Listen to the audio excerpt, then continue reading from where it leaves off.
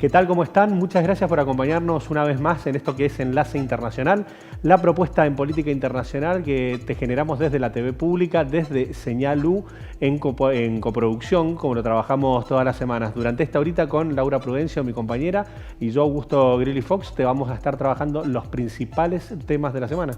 Los temas más importantes de la agenda internacional, y vamos a hacer hincapié en los siguientes temas y vamos a profundizar en algunos que no están en la agenda pero son de sumo interés. Mira.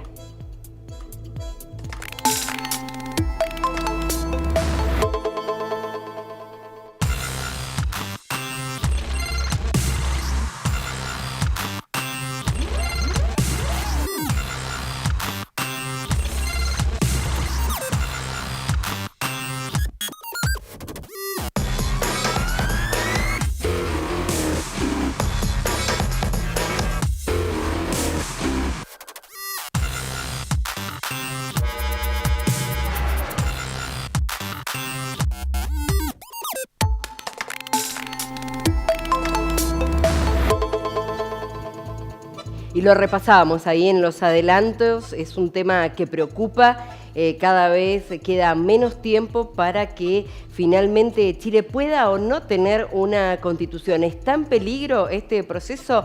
Viajamos a Santiago, allí tomamos contacto con Claudio Gómez, abogado, ex constituyente. ¿Cómo estás, Claudio? Bienvenido. Muy bien, muy buenas tardes, muchas gracias por la invitación, saludar a Laura y a Augusto allá en los hermanos argentinos. Bueno, muchas gracias por estar del otro lado. Queremos saber en qué situación se encuentra este proceso hacia una nueva constitución. Mira, un poco de contexto. A nosotros en la actualidad nos rige la Constitución de 1980 que nació en la dictadura militar, que es una constitución que ha tenido modificaciones, que ha generado crecimiento económico, pero que lamentablemente ha aumentado las brechas de desigualdad entre chilenos y chilenas. Y desde hace bastante tiempo que viene el clamor para que nazca una constitución nacida en democracia. Y ya estamos en un segundo proceso constitucional.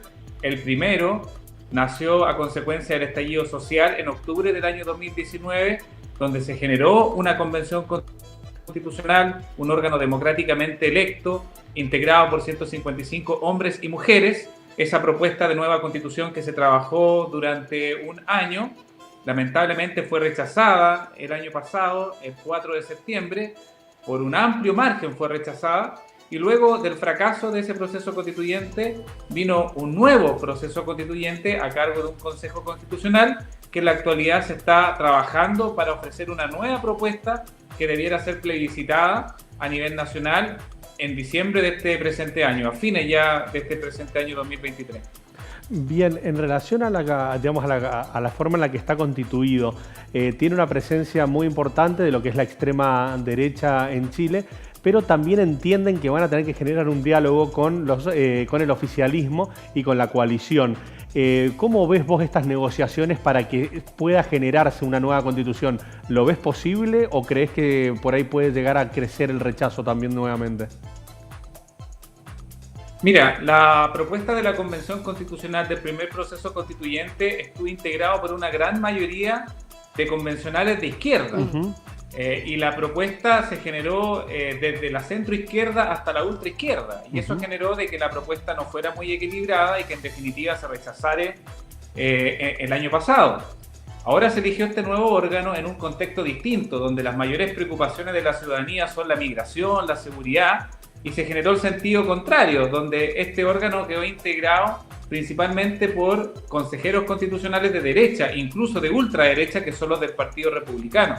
Y se está generando la misma situación que en el proceso anterior, donde se está construyendo esta propuesta principalmente con una visión más bien de derecha, donde no ha podido haber negociación con la izquierda, porque la derecha por sí sola tiene las potestades para aprobar normas con un quórum de 3/5. Por tanto, este nuevo órgano tenía la posibilidad de aprender de los órganos de los errores del órgano anterior, y lamentablemente hemos visto que no ha sido de esa forma. Hoy tenemos una propuesta que tiene un amplio rechazo en la ciudadanía. Solamente el 12% de las personas, según las encuestas, estarían aprobando esta propuesta, y alrededor del 57% estaría en contra, y un amplio margen indeciso. ¿Qué pasaría de ser rechazada esta propuesta? Mire, lo más probable es que si se llega a rechazar, nos mantengamos vigentes con la Constitución de los 80, a lo menos unos 5, 6, 7, 8 años más, quién sabe. Porque acá en Chile existe como un cansancio, una fatiga electoral, donde ya llevamos tantos años con el tema constituyente como que la gente, en su gran mayoría, ya no quiere continuar con el proceso constituyente. Claro. Por tanto... Cuando los chilenos salieron a la calle y empezaron las protestas, se hablaba de la necesidad de un cambio en la Constitución. Quisiera hincapié en más derechos, que hablara de la salud pública, de la educación, de los grupos minoritarios, y hoy esos grupos están nuevamente protestando, las mujeres porque se achican los derechos en este proyecto, los sindicatos porque se afecta la posibilidad de protesta, no se habla de salud pública ni de educación pública. ¿Por qué está tan distante ese proyecto de lo que en definitiva fueron las banderas que salió la gente a la calle?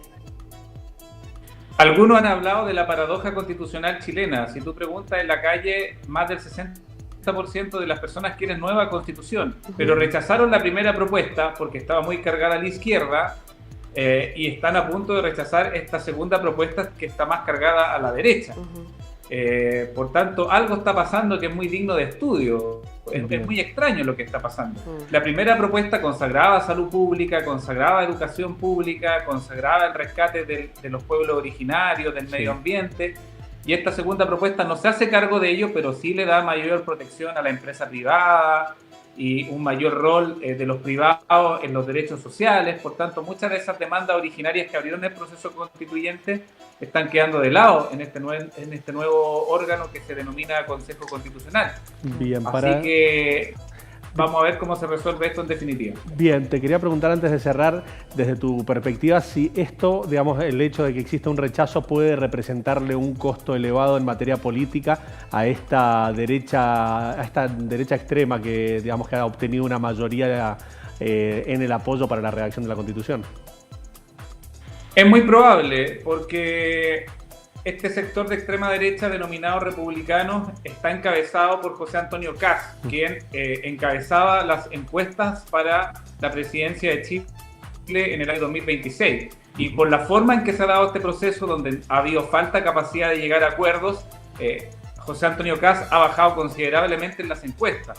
Por tanto, si fracasa este nuevo proceso constituyente a cargo de republicanos y de José Antonio Kast, lo más probable es que sus perspectivas presidenciales terminen reduciéndose considerablemente. Si no logró unir a su sector en torno a una nueva propuesta que concitara apoyo en la gran mayoría de la ciudadanía, veo muy difícil que pueda llegar en definitiva a la presidencia de Chile. Bien, clarísimo. Te agradecemos muchísimo el contacto, seguramente te vamos a molestar en lo inmediato, bueno, para llevar de cerca lo que es nada más ni nada menos que este proceso de redacción de la Constitución en Chile. Muchas gracias a ustedes y gracias también por su interés. Gracias, Claudio. Hasta luego. Bien, vamos ahora a cambiar de tema para hablar de un tema que tiene que ver con la Argentina, pero que suscitó la atención, diríamos, de gran cantidad de países en el mundo. Tiene que ver con el debate presidencial. Exacto, podemos decir que nos vamos a Santiago del Estero. Nos vamos a Santiago del Estero. Allí el domingo 1 de octubre se llevó adelante el primer debate presidencial de los 5 candidatos argentinos que aspiran a la máxima investidura. Vamos a hacer un pequeño repaso de lo que fueron las imágenes de ese momento y las repercusiones que esto ha tenido a nivel mundial. Bien, en relación a lo que es la agencia EFE, tituló en relación a los principales candidatos Massa Milei, el principal duelo del debate sin vencedores, con la economía como centro. Bueno, eso es importante, ese título, porque fue más o menos por donde fueron la mayoría de los titulares. Aquí vemos CNN en español. No es un león, es un gatito mimoso del poder económico. Es la réplica de Miriam Bregman a Javier Milei, que fue, bueno, una de las frases que quedó después del debate. Ahí tenemos el Mercurio de Chile. Exacto, de hecho hace referencia al debate presidencial en Argentina, termina sin ganadores claros y no movería la aguja electoral. una referencia como que ha quedado estancado y ahí frenado. También una referencia concreta en relación al negacionismo de Milei, donde varios medios hicieron eje. Y otro de los temas en relación a lo del Papa, que fue otro momento importante. Este es El Mundo de España, que dijo: Milei se disculpa a medias con el Papa en el debate presidencial en la televisión argentina. Lo que decía que la mayoría de los medios internacionales hablaron que no hubo ventaja de ninguno sobre otro los candidatos. Ahí los candidatos argentinos se centran en el problema de la inflación en el primer debate electoral. Bueno, era uno de los tópicos, la economía.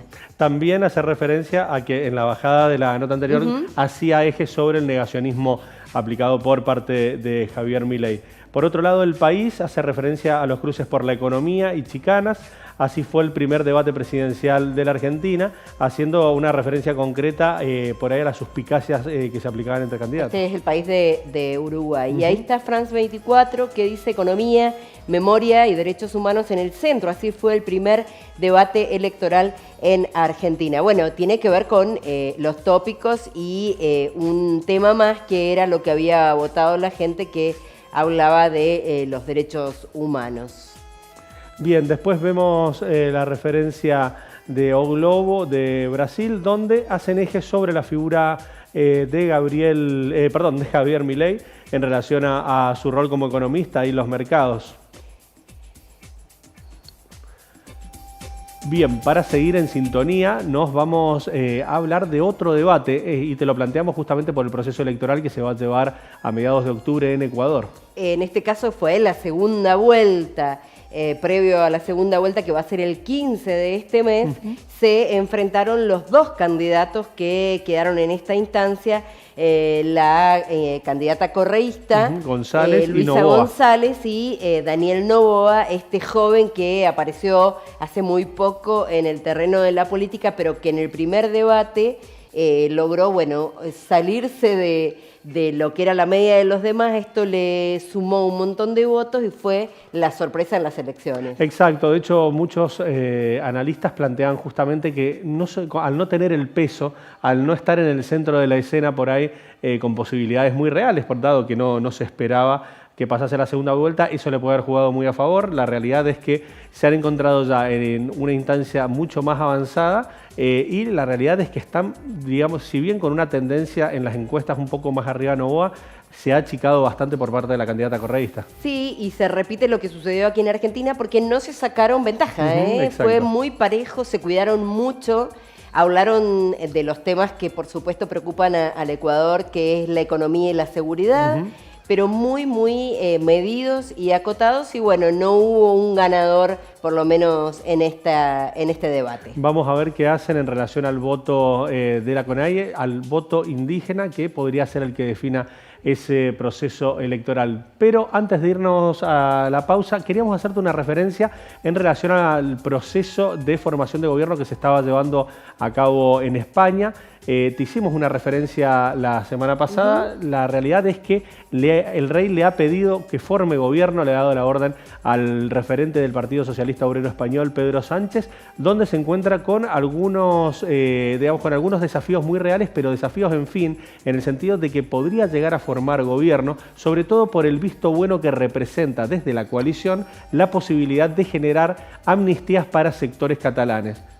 Posición... el principal escollo que ha tenido hasta ahora, porque hay una gran parte de la población que no está de acuerdo con que esto suceda, y él, para conseguir los votos, hay una promesa solapada de que esto puede avanzar. Sobre todo es la posición del Partido Popular, que al verse con el impedimento de quedar a solo 4 escaños para generar esa formación de gobierno, se ha radicalizado en el discurso de que están dispuestos a pagar el costo de la formación de gobierno con tal de no permitir una amnistía que vaya en contra de los principios de España. Esa es la posición que marca una derecha que, más allá de que quiera favorecer o no una formación de gobierno, no tiene la cantidad de escaños para formar gobiernos. Vamos a ver si Pedro Sánchez una vez más logra formar gobiernos y el Partido Socialista Obrero Español se encuentra 4 años más en el gobierno. En la cuenta regresiva igualmente, porque si no lo consigue, lo que se plantea es que directamente tendrán que llamar nuevamente a elecciones para el mes de enero, así que queda muy poquito tiempo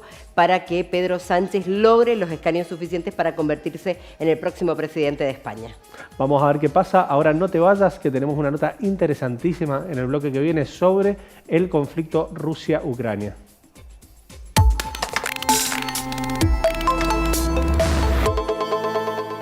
¿Querés internet? Entonces querés Aero. Internet que vuela en todo Mendoza. Llámanos al 0810-333-0446. Ingresá a www.aero.com.ar.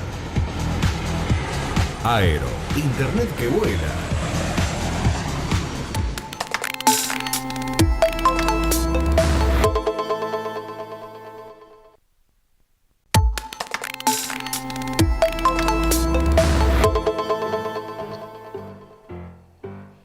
Nuevo bloque en Enlace Internacional. Vamos a hablar de un tema que ha despertado la preocupación en la Unión Europea y también en la Casa Blanca. Tiene que ver con las elecciones parlamentarias en Eslovaquia. Exacto, de hecho se ha planteado en los resultados un giro hacia una visión o una perspectiva prorrusa, pero para hablar de esto y de cómo repercute en el conflicto entre Rusia y Ucrania, estamos en contacto con Ana Vanessa Cárdenas, internacionalista, politóloga, para que nos dé una interpretación de principalmente qué representan estos resultados y por otro lado, cómo afecta en el conflicto. ¿Cómo te va, Vanessa? ¿Cómo estás vos? Hola, Ana Vanessa. ¿Qué tal, Laura? Un gusto, muy buenas tardes acá para mí y para todo el público que nos acompaña. Muchas gracias. Vanessa, hacíamos referencia a este proceso electoral que se ha llevado a cabo en Eslovaquia y que repercute en lo que es este ya largo conflicto entre Rusia y Ucrania. Así es, unas elecciones que, bueno, ya parecían cantadas. Esta vez las encuestas no nos fallaron. Y, bueno, pues este líder, como tú bien dices, prorruso, populista, muy cercano a Vladimir Putin y con propuestas, pues, que han sorprendido al mundo, como, pues, propuestas antimigrantes, anti-LGBT. Se le conocen también algunos eventos y declaraciones misóginas. Y bueno, además es un líder del Smer socialdemócrata que ya había estado a cargo del gobierno en Eslovaquia y que regresa, pero que había tenido que salir por un asesinato de un periodista y de su novia que estaba estudiando y que posterior a su muerte salen estas investigaciones de vínculos con la mafia italiana de cercanos al gobierno de Fico. Así que bueno, pues llama la atención que haya podido regresar con esta facilidad, ¿no? Obviamente falta hacer gobierno porque ganó las elecciones legislativas, pero bueno, pues tendremos un país más que se acerca a Rusia en un momento en el que la guerra con Ucrania pareciera una guerra de trincheras, donde los avances son muy pocos, donde Ucrania sigue pidiendo incluso en las últimas reuniones que tuvo con Biden, ya no solo aviones, sino más tanques, y en el que Rusia parece que tampoco está dispuesto hoy por hoy a negociar. Así que el sumar aliados, y sobre todo en una zona estratégica de unión entre Europa del Este y la Europa Occidental de la Unión Europea, pues puede cambiar el mapa y el balance geopolítico de lo que está haciendo el conflicto de Rusia con Ucrania. El hecho de que haya ganado Robert Fico es indiscutiblemente un proceso ya terminado, o puede ser que no le alcance para convertirse en el nuevo dirigente de Eslovaquia. Bueno, todavía no es un hecho dado, tiene altas posibilidades, hay que decirlo, de negociación, de vínculos, pero todavía falta hacer algunas alianzas. Está un poco como lo que está ocurriendo en España, en donde tiene todavía que hacer alianzas para poder crear gobierno con una mayoría. Vanessa, en relación a lo que es esta liga internacional, podríamos decir que está integrada por una derecha populista, con referentes como Víctor Orbán en Hungría, como Santiago Abascal en España. ¿Vos lo identificás a este referente político dentro de este esquema? Sí, desde luego, incluso él ha declarado su cercanía con Víctor Orbán, ¿no? Las políticas y las propuestas son muy similares y creo que hay que observar cómo esta línea ha ido avanzando poco a poco, porque esto empezó desde principios de este siglo, ¿no? Con Hungría, etcétera. En Europa incluso tenemos la presencia de la ultraderecha en más de 40 parlamentos a nivel continental. Así que creo que hay que observar los estragos que ha dejado la actuación política en Europa, las dimensiones también de las diferencias sociales que están haciendo que esta populista derecha sea una opción para los votantes. Y creo que en ese sentido el mal tratamiento que se ha hecho de la migración es uno de los pilares que ha fortalecido sobre todo a esta ala populista de la derecha europea. Justamente yo, para presentar, hablaba de la preocupación de la Casa Blanca y también de la Unión Europea respecto al posicionamiento que tiene Fico con Vladimir Putin, su cercanía y esta decisión, en caso de ser gobierno, de no apoyar militarmente a Ucrania. ¿Cuál es el movimiento alrededor de esto en la Unión Europea? ¿Hay alguna, en las últimas horas, por supuesto, a partir de esta elección, algún posicionamiento especial de los líderes? Mira, en realidad yo creo que las declaraciones de Fico tienen una parte de realidad, y es que hay que forzar ya a una negociación y a una paz que también beneficiaría a la Unión Europea en términos incluso económicos. Le están saliendo muy caros los energéticos hoy por hoy, pero desde luego que sumar a un país a una invasión que es clara y abiertamente un atentado al derecho internacional, pues atenta también con los principios y con los valores de la Unión Europea. Entonces, me parece que este va a ser también un momento de reacomodos y de alianzas, si es que este hombre llega al poder, ¿no? En términos no solo de la guerra, sino también de presionar la paz ya desde diferentes aristas, ¿no? Es evidente que, bueno, esta declaración de que hay que negociar, ¿no? Del nuevo el líder eslovaco que ha ganado el legislativo, pues tiene más que ver con un apoyo a Rusia que con un apoyo evidentemente a la paz, ¿no? Pero la retirada de apoyo militar de un país tan cercano, pues desde luego que va a forzar también a Ucrania a reconformar su postura ante una negociación o ante la ofensiva militar que está llevando a cabo en contra de Rusia. Vanessa, te agradecemos muchísimo el contacto. Nos encontramos la semana que viene. Claro que sí. Un saludo. Muchas gracias. Hablábamos con Ana Vanessa Cárdenas, politóloga internacionalista, y quien todas las semanas nos ayuda a entender los distintos hechos coyunturales. En este caso, a partir de las elecciones de Eslovaquia, cuál es la situación también de este complejo conflicto entre Ucrania y Rusia, ¿no? Y vamos a cambiar de tema ahora. Vamos a hablar del Vaticano y las elecciones de nuevos cardenales. Exacto. Para eso te presentamos este informe.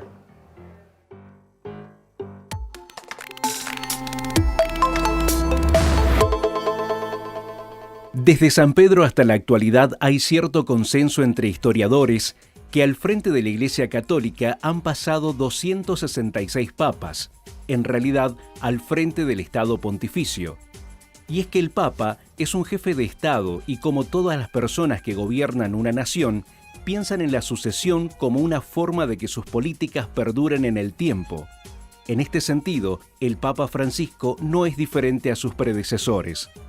Desde el siglo VI, el título de Papa lo detenta el obispo de Roma, y en el 1059, el Papa Nicolás II promulgó un decreto en el que serían los cardenales los encargados de designar al obispo de Roma y, por lo tanto, al nuevo líder. 91 años después, terminaría por conformarse el Colegio Cardenalicio. El proceso de elección de los papas es el cónclave, esa reunión a puertas cerradas en la Capilla Sixtina en que cada miembro del Colegio Cardenalicio vota a quien cree que debe presidir la Iglesia. La tradición de anunciar al Papa mediante el humo que sale de la chimenea de la Capilla Sixtina comenzó a usarse en 1225. Se harán 4 votaciones por día y en cada jornada se hacen 2 fumatas, una por la mañana y otra por la tarde.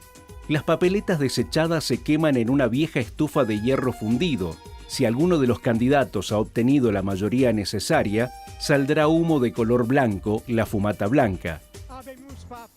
Si por el contrario la votación no ha tenido éxito, el humo será negro, la llamada fumata negra.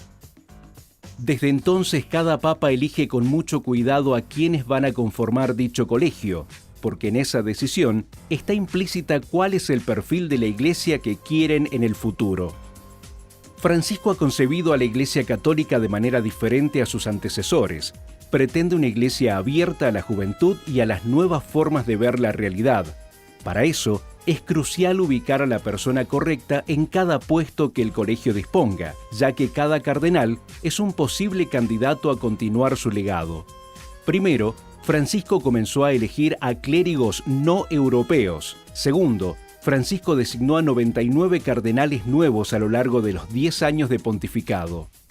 Con lo cual, de los 137 cardenales con menos de 80 años que pueden votar un nuevo papa, los cardenales electores, el 70% lo designó Jorge Mario Bergoglio, el papa argentino. De esos 137 cardenales electores, 52 son europeos, 17 de América del Norte, 22 de América Latina, 19 de África, 24 de Asia y 3 de Oceanía. De los 18 electores creados el sábado 30 de septiembre, la mitad son de Europa, la otra mitad de Estados Unidos, Sudáfrica, Argentina, Colombia, Sudán, Tanzania, Malasia y Hong Kong. Una muestra del manejo experto de la política interna del Estado Pontificio del Vaticano.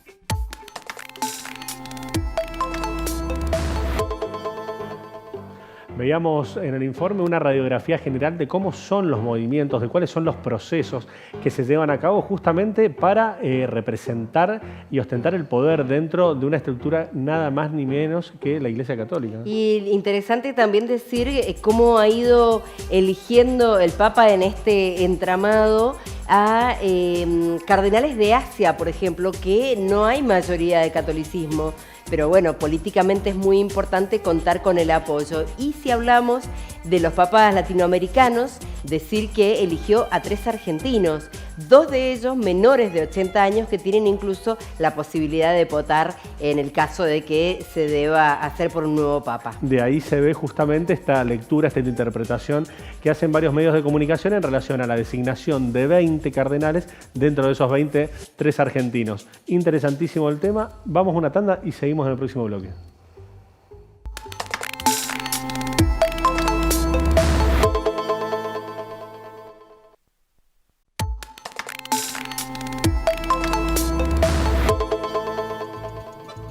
Continuamos con Enlace Internacional, te lo habíamos anticipado, queríamos trabajar en profundidad lo que se ha desarrollado en base a este conflicto que se ha generado en el norte, en la hidrovía Paraná-Paraguay, y saber un poco más de esto, ¿no? En relación a lo que representa el conflicto y por ahí para nosotros que estamos un poco alejados, saber qué es lo que es, digamos, cuál es la dimensión que tiene y qué representa para la Argentina como para los países vecinos. Son esos temas que por ahí no encontraste en la agenda cotidiana de los medios, pero que representa un valor muy importante para nuestro país que tiene que ver con sus ríos y también este conflicto que mencionabas que tiene que ver con los otros integrantes de la hidrovía, los otros socios que son Brasil, Bolivia, Paraguay, Uruguay. Vamos a ver unas placas para contar en detalle de qué se trata este tema de la hidrovía Paraguay-Paraná, que es uno, bueno, en definitiva, de los mayores sistemas que tienen de navegación en el mundo. Recordemos entonces, recorre la Argentina, por supuesto, es el tramo final, pero también Bolivia, Brasil, Paraguay y Uruguay. Tiene en total una extensión de 3.442 kilómetros y va desde Puerto Cáceres, allí en el Mato Grosso, en do Sul, en Brasil, hasta Nueva Palmira, en Uruguay. Vamos con la siguiente placa. También hacer una referencia en relación a lo que representa como sistema fluvial y lo que permite, ¿no? Mejorar las infraestructuras de puertos ubicados en el corredor de la propia hidrovía, optimizar el transporte por la vía fluvial y garantizar la navegación diurna y nocturna los 365 días del año.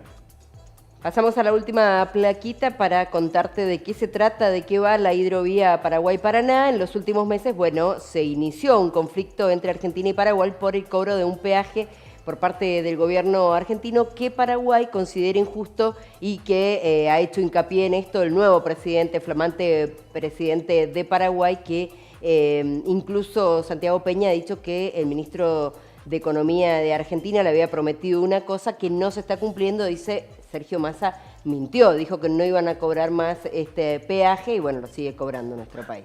Bastantes especulaciones por ahí desde el lado del Paraguay, algunas interpretaciones desde la Argentina. Para poder entenderlo en profundidad, estamos en contacto con Álvaro Álvarez. Él es doctor en Geografía e investigador del CONICET, que desde Tandil muy gentilmente nos genera este contacto. ¿Cómo te va, Álvaro? Muy buenas tardes. Hola, Gracias Álvaro. a ustedes por ponerse en contacto. Muchas gracias. No, gracias a vos. Bueno, cuando lo hablábamos produciendo, ¿viste? Lo dialogábamos al tema para ver cómo lo abordábamos. Planteábamos justamente la necesidad de entender qué es lo que representa la hidrovía principalmente y por otro lado, cómo se genera un conflicto. Bien, sí, un poco ustedes lo contextualizaban muy bien. La hidrovía Paraguay-Paraná es una de las arterias fluviales de navegación más importantes de América Latina y una de las más importantes del mundo, ¿no? Son 3.442 kilómetros de vía navegable desde Puerto Cáceres hasta Nueva Palmira, pero es necesario entender esa hidrovía en un contexto más amplio, que es la Cuenca del Plata, ¿no? La Cuenca del Plata son 3.500.000 kilómetros cuadrados, es más o menos el 20% de Sudamérica y está integrada por estos 5 países que ustedes mencionaban: Brasil, Paraguay, Bolivia, Argentina y Uruguay. Por ende, las políticas conjuntas, pensando en la integración regional, pensando en los vínculos regionales, deben ser trabajadas precisamente en comunión entre esos 5 países. De tal manera, en el año 69 se firmó un tratado de la Cuenca del Plata que estipula algunos parámetros que tienen que ver con la vinculación entre países vinculados a, sobre todo, la navegación fluvial. Bien, Álvaro, en relación a lo que representa el conflicto propiamente, ¿cuál es la posición de Argentina, cuál es la de Paraguay y, digamos, qué es lo que generó una disrupción para que esto se diera? Bueno, como todo conflicto tiene un montón de aristas y un montón de dimensiones, ¿no? Pero es muy importante saber que cuando hablamos de la hidrovía Paraguay-Paraná, hablamos de una infraestructura, ¿sí? Nosotros podríamos hablar del río Paraná como un medio natural, como la naturaleza, y cuando hablamos de una hidrovía hablamos de una infraestructura. Y como toda infraestructura, para que funcione, necesita intervenciones técnicas. No hay infraestructura posible que se mantenga en el tiempo sin intervenciones técnicas. Bien. Esas intervenciones técnicas sobre un medio natural tienen determinados impactos sociales, económicos, ambientales, etc.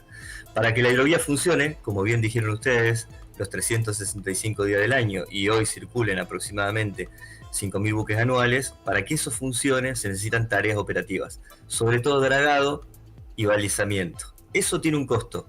La Argentina, según los últimos informes, está gastando aproximadamente 25 millones de dólares en que esa hidrovía funcione.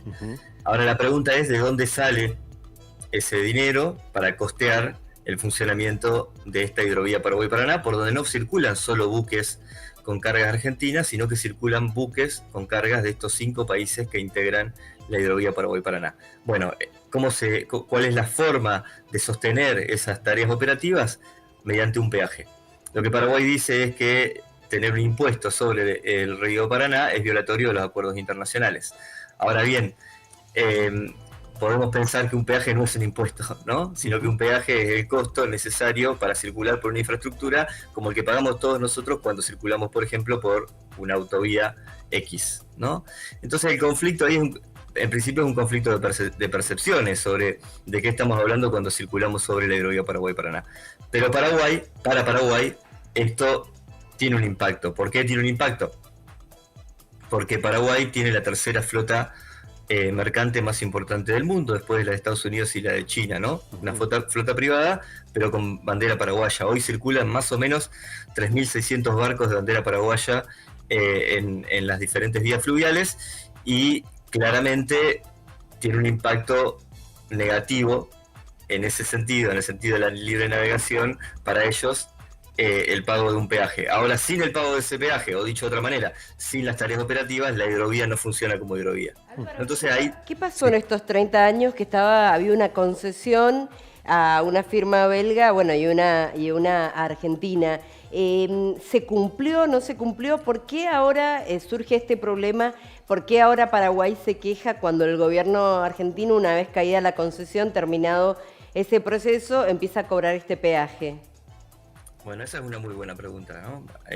Argentina desde el año 95 en adelante tuvo las tareas operativas de dragado y balizamiento a partir de una privatización de obra pública por peaje. Fue cedida a la empresa Hidrovía Sociedad Anónima, integrada por la empresa belga Jan de Null y la nacional EMEPA, ¿no? Desde ese entonces en adelante, de alguna manera la Argentina pierde el control operativo sobre la hidrovía Paraguay-Paraná porque es concesionado a estas corporaciones. En el año, bueno, hace 2 años esa concesión se cae, en realidad se cayó muchas veces, pero fue renovada. El gobierno argentino decidió no renovar y recobra, de alguna manera, el control administrativo sobre esa hidrovía Paraguay-Paraná. Lo que hace hoy la Argentina es cobrar el peaje y terciarizar las obras. Claro. Antes lo que hacían las empresas eran cobraban el peaje y ellas mismas hacían las obras, digamos. Bueno, el conflicto emerge hoy, ¿sí?, sin demasiadas alteraciones en relación a el trato con esas corporaciones. Emerge hoy cuando el gobierno argentino decide hace algunos años retomar ese control administrativo. ¿Qué es lo que dice Paraguay? Que el mayor perjuicio que está teniendo Paraguay tiene que ver con su abastecimiento de combustible, porque no solo es el tránsito de bajada lo que le interesa sobre todo a 2 países que no tienen salida oceánica como lo son, o que no tienen costas, digamos, como lo son Bolivia y Paraguay, y que gran parte de su comercio sale por la hidrovía. Le interesa claramente eso, pero a Paraguay también le interesa el abastecimiento energético de combustibles con los buques que ascienden por la hidrovía Paraguay-Paraná. Mientras tanto, ¿qué pasa con el canal Magdalena? Porque de todas maneras Argentina tiene la salida, pero se termina utilizando el puerto de Uruguay. Sí, bueno, esa es otra lista, ¿no? Otra lista interesante para pensar. Digo, Argentina hoy no tiene una salida propia al Océano Atlántico porque no está en condiciones el canal de Magdalena, no pueden transitar por el canal de Magdalena buques Panamax o Post-Panamax, que son los de gran porte, ¿no? Por ende, la salida se hace por el canal de Punta Indios y tributan en el puerto de Montevideo. Esto, bueno, es un proyecto que avanzó en el último año en relación a poder generar claramente las tareas operativas necesarias para tener una salida al mar propia. Hasta el momento, bueno, este es un año electoral, ustedes saben que los años electorales son bastante complejos para tomar decisiones estructurales, ¿no? Pero creemos, bueno, eso es un posicionamiento que es importante poner en discusión. Digo, si pensamos en la soberanía nacional y si pensamos en la soberanía comercial, en una arteria de circulación por donde sale el 80% del comercio internacional argentino, es importante tener una salida propia al mar. Por eso toda esta discusión en relación al canal de Magdalena es que bienvenida sea, ¿no? Porque creo que estas discusiones tienen que ver con discutir algunos aspectos de la soberanía nacional. Después hay otros que son sumamente importantes también y que me parece que es importante visibilizar, como el impacto social y ambiental que tiene la hidrovía Paraguay-Paraná y que tiene el avance de un modelo como el modelo del agronegocio sobre la Cuenca del Plata.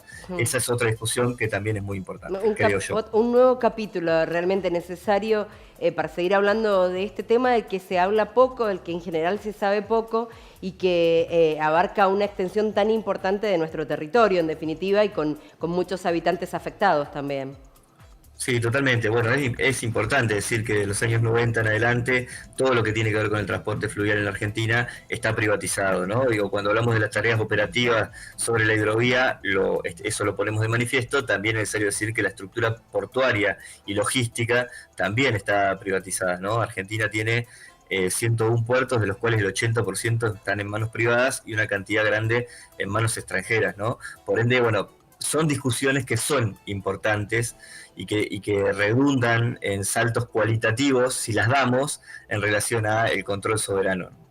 Álvaro, hacías referencia justamente a que es un tema que da para seguirlo trabajando. Si te parece bien, quedamos comprometidos, podemos decir, para trabajar lo que es el impacto ambiental que se genera sobre la Cuenca del Plata. La verdad que para nosotros es valiosísima tu interpretación y tu perspectiva sobre el tema. Totalmente dispuesto. La hidrovía tiene impactos directos e impactos indirectos y en los últimos años, ustedes seguramente lo saben, con la bajante histórica, la crisis hídrica del Paraná en los últimos 2 años, del 19 al 21, digamos, esa bajante más drástica puso de manifiesto los efectos ambientales de un modelo que es el modelo de agronegocio, pero también de la infraestructura asociada a ese modelo, Claro. como es la hidrovía Paraguay-Paraná. Álvaro, te agradecemos muchísimo el contacto y bueno, en breve vamos a estar nuevamente dialogando sobre lo que viene y también quedarnos con ver cuál puede llegar a ser una potencial salida para este conflicto.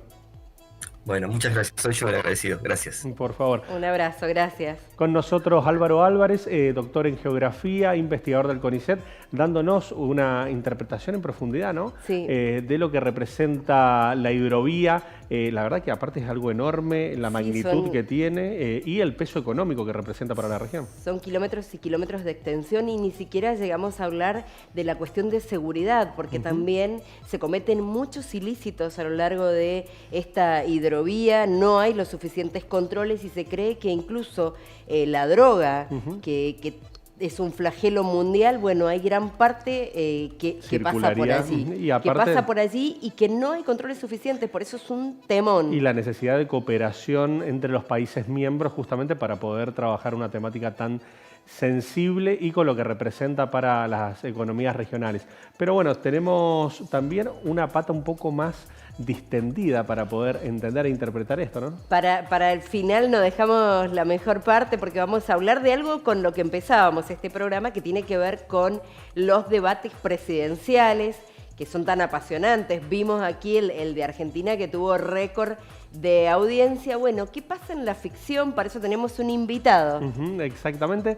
Estamos con Adrián Biasiori, director de cine, que nos ayuda todas las semanas, o semana por medio, cuando lo vamos poniendo a trabajar, para generarnos una propuesta que nos ayude a entender estas distintas temáticas. ¿Cómo te va, Adrián? ¿Cómo estás? Hola, Adrián. Muy bien, tanto tiempo. Bienvenido. Por fin. Por fin. Bueno, en realidad estamos hablando de el debate televisivo. Y el debate es un formato eminentemente televisivo. Alguien dijo por ahí que la televisión es gente hablando, ¿sí? Y básicamente eso, argumentar, contraargumentar, poder intercambiar ideas. Estamos muy acostumbrados a este tipo de formato en la tele. Vivimos viendo gente que discute, ¿sí? La farándula. Pero el debate político es un formato televisivo en sí mismo que hoy por hoy está suscitando muchísimas ganas de la gente de verlo. Por la actualidad, en particular nuestro país, por estar en un momento de elecciones, pero esto sucede en todo el mundo, no es algo de acá. El cine lo ha tomado justamente por ser algo que suscita tanto interés en la población y lo ha tomado de diferentes maneras. ¿Sí? Y lo que vamos a hacer es un recorrido en algunas películas y en algunas series en donde nosotros vemos el debate como un elemento muy importante y un elemento sobre todo que es de gran interés para la población en general. ¿Sí? Vamos a empezar con una película de principios de los años 70 y estoy hablando de El Candidato, que es protagonizada por un jovencísimo Robert Redford, ¿sí? Y fíjense que en esta película ya teníamos un Robert Redford que era famoso, pero a partir de esta película se posiciona como un actor, podamos decir, dentro de la lógica de Hollywood, un actor serio que puede encarnar una solo un galán. No solo un galán, claro. Tal cual. Que podía encarar un drama político, ¿sí?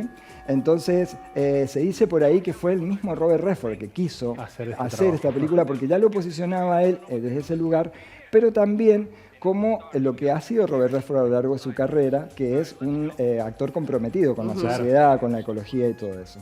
Es un personaje, el personaje principal es un joven político que es convencido por el Partido Demócrata para que se presente en las elecciones a senador. Y plantea una situación bastante maniquea en el sentido de que se encuentra con una política con claros oscuros, en donde él tiene que aprender a negociar, ¿sí? Y a veces no quiere negociar, y en esa lógica y en esa tensión se plantea la película.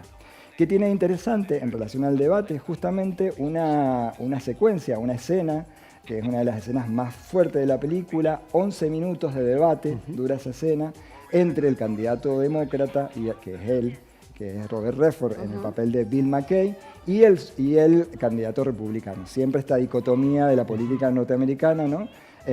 Y bueno, ahí en ese debate, si lo viéramos, esta película está disponible en YouTube, se ve todo lo que alcanzamos a ver, por ejemplo, en el primer debate, ¿no? De acá de Argentina. De acá de Argentina y lo que se ve en general en los debates. Bueno, ¿no? Estados Unidos tienen mucho más tiempo en los debates y la verdad es que hay algunos que han sido históricos realmente, con lo cual también el público es como muy adepto a ver este tipo de show. Hay una tradición, claro. hay una tradición en relación al debate, que cada vez más lo está teniendo Latinoamérica. Y de hecho, bueno, ahora Argentina, con el hecho de que ya es algo que es bastante, es obligatorio. Claro, sí, por ley. Vamos a la segunda película, ¿sí? Y estamos hablando de Jefe de Estado, y esta película la traemos a colación acá porque es una comedia. Ah, no la tengo esa. Es una película, ya tiene 20 años, Sí. una película del 2003. Buenísimo. Ya tiene 20 años, pero fíjate que lo interesante, que es una comedia, es que justamente hay un candidato, que es el favorito, y muere repentinamente y tienen que salir a buscar un nuevo candidato. Por estas situaciones políticas, ahí está el candidato, buscan a este político, que es un político de barrial, podríamos decir, y saben que va a perder absolutamente, ¿sí? Pero bueno, en realidad se presenta una sorpresa, ¿sí? Básicamente esta película tiene la estructura de David y Goliat, sobre todo en la escena del debate, claro, con el candidato republicano, ¿no? En donde parece que él tiene todas las de perder y el otro todas las de ganar y puede pasar, vale, digamos... spoilear, tiene 20 años. Sí, vale spoilear, ¿sí? Sí. Pero bueno, básicamente uno ya más o menos sabe, claro, de qué va a pasar, ¿no? Alguien que termina siendo un loser total, un outsider de la política y termina siendo alguien que podría llegar a ser perfectamente el presidente. Bien, podríamos decir Rocky llevado a la política y al cine. A la política y al cine. Y nada muy alejado de la realidad, ¿no? De esta cuestión de los outsiders que entran a la política y que por distintas razones quedan en un primer plano. Vamos a las dos últimas, que en realidad ahora estas son películas, ¿no? Sí. Vamos a una serie, y a la siguiente serie es El ala oeste de la Casa Blanca, ¿sí? Bien. Ahí estamos viendo justamente la escena del debate de esta serie, que es una serie que tuvo 7 temporadas, son 154 capítulos, ¿sí? Y en la última temporada hay un episodio muy particular que se llama justamente El debate, ¿sí? La serie es básicamente el presidente de los Estados Unidos que vive las peripecias de la gestión junto con su equipo de colaboradores, tanto en cuanto a la gestión propiamente como a su vida personal, ¿sí? Ese, digamos, que es la sinopsis de la serie. Este debate en particular, súper interesante, ¿por qué? Porque es un capítulo que se estrenó en el 2006, y el personaje del candidato demócrata hace una referencia muy directa a un político de la época, muy joven, de Illinois, que es Barack Obama. ¿Sí? Entonces, fíjense, 3 años antes de que Barack Obama fuera presidente de los Estados Unidos. ¿Casualidad? Bueno, en este caso las casualidades mucho no existen. Y vamos con la última, ¿sí? Ya con esto terminamos. House of Cards es digamos que es la serie que hoy por hoy, la serie política más importante de los últimos años, ¿sí? Ahí estamos viendo, bueno, ustedes saben todo lo que sucedió en esta serie en relación al personaje que encarna Kevin Spacey. Él en la última temporada ya no está, lo matan, porque justamente es el actor. Es acusado por acoso sexual, ¿no? Claro. Tuvo 9 causas y luego fue sobreseído por la justicia, pero tuvo 9 causas. Pero en este particular hay un debate con 2 mujeres, en donde el personaje principal, que es Frank Underwood, que tiene una gran capacidad oratoria, logra que estas 2 mujeres se pongan en una discusión entre mujeres a partir del sexismo. Entonces es muy interesante desde ese lugar este debate que plantea de candidatos de esta serie. Además, siempre un tema que siempre es vigente. Latente. Súper vigente. Pero fíjense cómo siempre en el drama político siempre está la posibilidad del debate entre candidatos como una tradición muy de los Estados Unidos. Excelente. Ya está siendo una tradición en todo el mundo. Adrián, te agradecemos muchísimo una vez más. La verdad que nos has dejado el fin de semana lleno, completo, a pleno para poder indagarlo en este contexto preelectoral. Gracias a ustedes por la invitación. Muchas gracias. Muchas gracias. Con nosotros Adrián Biasiori, director de cine, ayudándonos mediante algunas series, algunas pelis clásicas a profundizar un poco en lo que son estos debates presidenciales, ¿no? Bueno, tenemos para ver los debates ficticios y también el 8 de octubre ya el debate presidencial, esta vez en Cava, así que si se quiere emprender también está la posibilidad de hacerlo. Totalmente. ¿Estamos llegando al final ya? Exacto, así que te esperamos de nuevo la semana que viene. Te agradecemos por acompañarnos desde Señalud, desde Canal Acequia, desde Construir TV para toda la Argentina. Nos encontramos la semana que viene. Chau.